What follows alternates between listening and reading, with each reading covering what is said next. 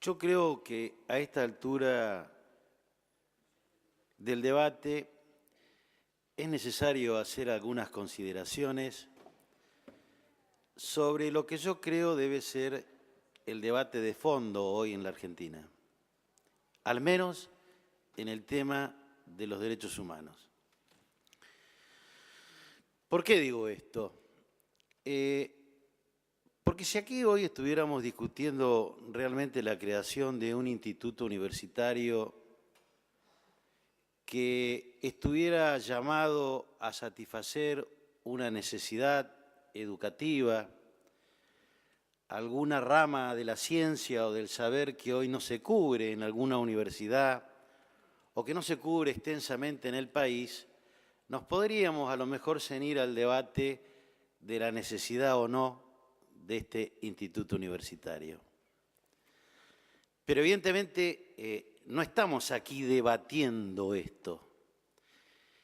Y hemos llegado a este debate por cómo este gobierno ha bastardeado la política de derechos humanos. Este es el verdadero motivo por el cual hoy estamos discutiendo la creación o no de un instituto universitario.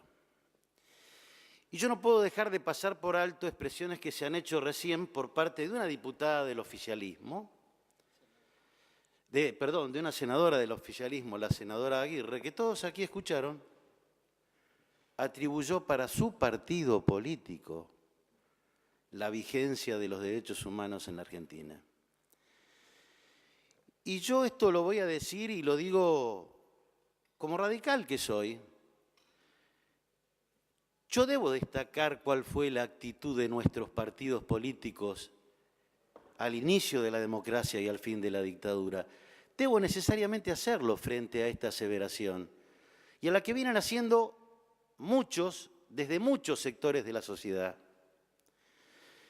Y creo que más allá de que la dirigencia del justicialismo todo en su momento haya tomado como conducta, creo que este es un partido, el justicialista, que aún hoy le debe una disculpa por sus decisiones a los muchos militantes justicialistas que lucharon contra la dictadura. ¿Y por qué lo digo? Porque en el año 83, con el advenimiento de la democracia, había dos posturas frente a los derechos humanos y los crímenes de lesa humanidad. Una, que expresaba el candidato justicialista Ítalo Luder, que decía que iba a convalidar la ley de autoamnistía que habían sacado los militares. Y otra, la que expresaba la Unión Cívica Radical con su candidato, Raúl Alfonsín, que decía que había que enjuiciar a los miembros de la dictadura. Y no terminaron ahí las diferencias entre estos dos partidos. Alfonsín crea por decreto la CONADEP. Ningún integrante del Partido Justicialista, ningún diputado, ningún senador quiso integrar la CONADEP. La integraron radicales y uno de la Democracia Cristiana. Y no termina ahí.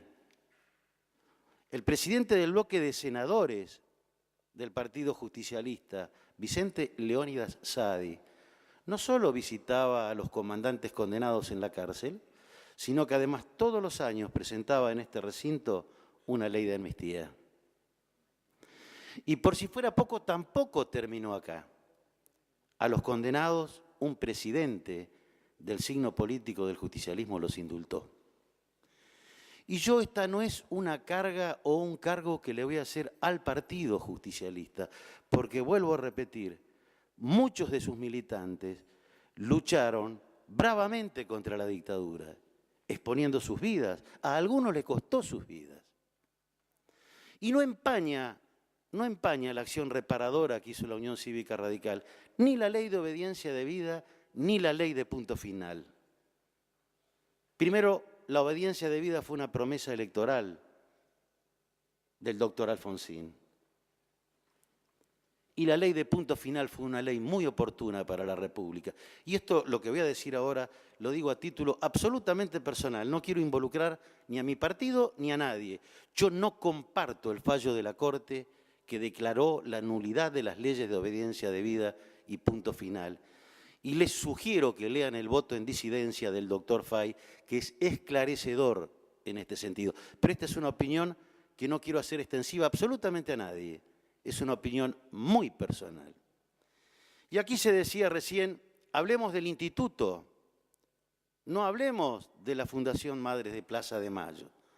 ¿Cómo no vamos a hablar de la Fundación de Madres de Plaza de Mayo y de estos temas si la creación de este instituto es pura y exclusivamente responsabilidad de este gobierno y algunos de sus aliados por la mala política que han hecho en derechos humanos? Han hecho negocios con los derechos humanos. Han partidizado una bandera que debió ser de todos los argentinos, como es la recuperación de la vigencia de los derechos humanos. Han dividido a la sociedad en un tema que nos debería unir a todos. La han dividido, señor presidente. Estos son errores políticos imperdonables. Y hoy estamos discutiendo este instituto como consecuencia de estos desaciertos en el manejo de las políticas humanas, de derechos humanos. Se pensó y se alentó que de organizaciones de los derechos humanos se podían construir viviendas, se podían hacer universidades, se podía hacer cualquier actividad de las que se desarrolla en una sociedad. Y esto fue un error. Este fue un gravísimo error. Y hoy estamos discutiendo una de las consecuencias de esos errores. Este instituto, decía el senador Aníbal Fernández, hablemos del instituto. Y sí, si hablamos del instituto tenemos que hablar de esto. Hay un decreto, el 751 del año 2010, que es el que autoriza a la Fundación Madres de Plaza de Mayo a poner en funcionamiento la Universidad Popular Madres de Plaza de Mayo. La fundación es la dueña de la universidad. Hoy, en el proyecto de ley que estamos discutiendo, más allá de los artilugios legales que quieran hacer, estamos creando el Instituto Universitario Nacional de Derechos Humanos, que es la continuidad jurídica de esa Universidad Madres de Plaza de Mayo, que pertenece a la Fundación Madres de Plaza de Mayo.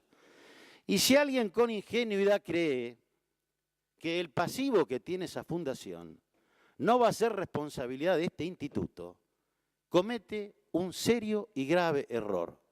La Fundación Madres de Plaza de Mayo, señor presidente, más allá de lo que ha dicho el senador Naidenoff, de las deudas previsionales, de los manejos irregulares que aquí se ha dicho, si uno se mete en Gnosis, que es el servicio de información jurídica para saber cuáles son los juicios que tiene alguna persona, se van a encontrar, yo no sé cuántos, yo traje algunos, pero deben ser un centenar de juicios que tiene la Fundación de Madres de Plaza de Mayo, y entre esos juicios, varios pedidos de quiebra, varios pedidos de quiebra. Quien crea que hoy tenemos que hablar del instituto asépticamente, sin vincularlo a este tipo de cuestiones, me parece que se equivoca, actúa ingenuamente. Hoy estamos discutiendo esto por todo esto a lo que estoy haciendo referencia. Y la continuidad de este instituto, de la universidad de la cual la Fundación Madres de Plaza de Mayo es dueño, va a traer consecuencias patrimoniales importantes. Además, estamos creando un instituto. Aquí quien me precedió en el uso de la palabra hablaba del informe que dice que no se puede distinguir entre la Fundación Madres de Plaza de Mayo y la universidad. Es un informe muy claro.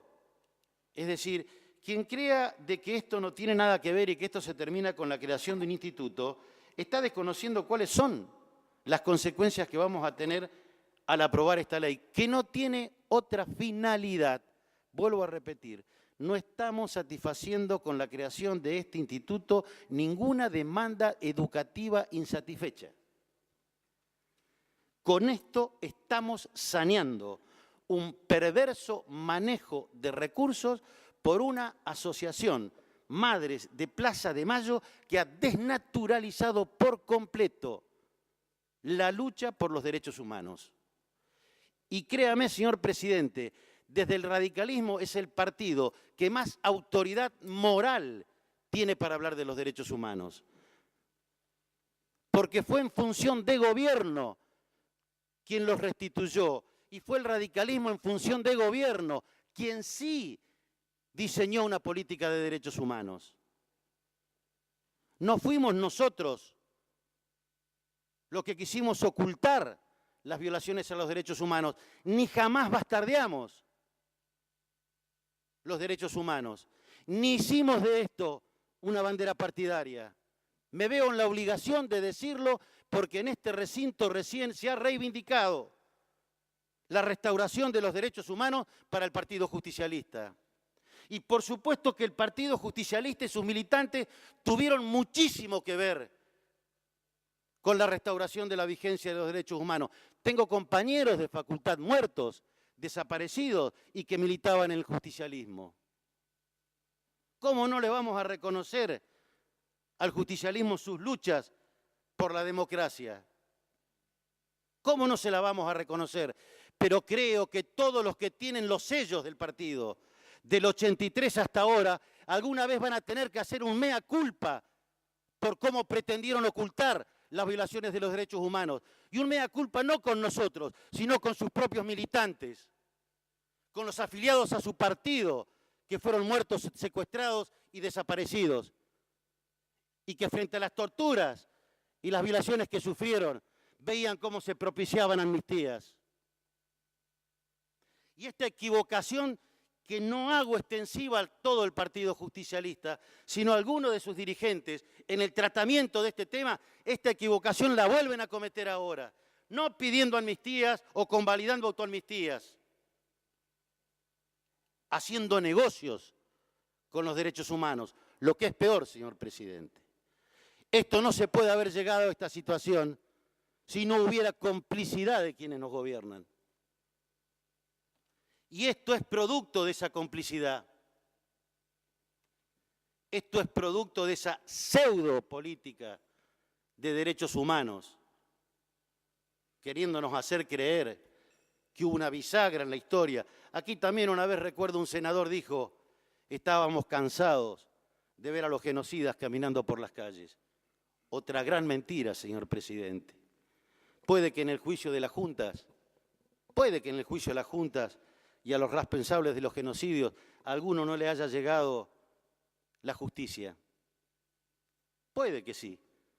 ¿Acaso alguien cree que los 6 millones de judíos lo mataron los 20 condenados de Nuremberg? Seguramente que no. Debe haber habido muchísimos más responsables. Pero sabe, el juicio de las juntas estuvo hecho con otra finalidad también que yo la quiero remarcar. Era dejar claramente conciencia en el pueblo argentino de que los derechos humanos nunca más iban a ser violados. Y para eso sirvió ese juicio. Y ese fue el éxito de ese juicio. Yo no sé si esta acción judicial o esta acción reparadora puede juzgarse porque alguien fue sobreseído o alguien no fue condenado. Creo que si alguno todavía hoy sigue haciendo ese análisis, no ha entendido nada de lo que pasó en la República. Por eso, señor presidente, nosotros no vamos a acompañar este proyecto de ley, que lejos de ser este proyecto de ley una norma que esté satisfaciendo una necesidad desde el punto de vista educativo, es una norma que está ocultando gravísimos errores de este gobierno y, lo que es peor, gravísimos actos de corrupción. Nada más, señor presidente. Gracias, senador Cimadevilla. Senadora Borel.